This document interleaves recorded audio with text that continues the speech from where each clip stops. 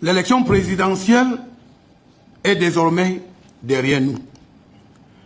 Mais nous devons tirer toutes les leçons d'un vaste complot contre la République, planifié et exécuté par des Camerounais dépourvus de toute notion de patriotisme, qui, pour des intérêts égoïstes, ont utilisé les partis politiques, pourtant autorisés par le MINAT, pour ébranler la République.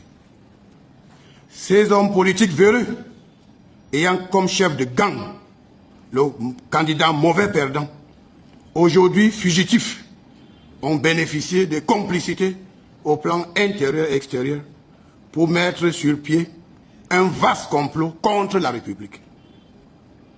Qu'il soit bien clair, les partis politiques, ONG, influenceurs des réseaux sociaux et médias aux ordres dans notre pays ou ailleurs, et d'autres sous-traitants politiques qui, d'une manière ou d'une autre, ont participé à ce vaste complot insurrectionnel contre la République, auront des comptes à rendre devant les instances judiciaires compétentes.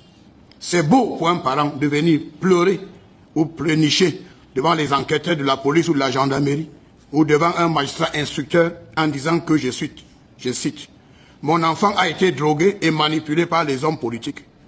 Mon enfant a été drogué pour aller brûler, piller et vandaliser les biens publics et privés. » Mais lorsque les politiciens veulent manipuler vos enfants pour les engager dans une entreprise criminelle de déstabilisation ou de perturbation de l'ordre public, où étiez-vous, les parents?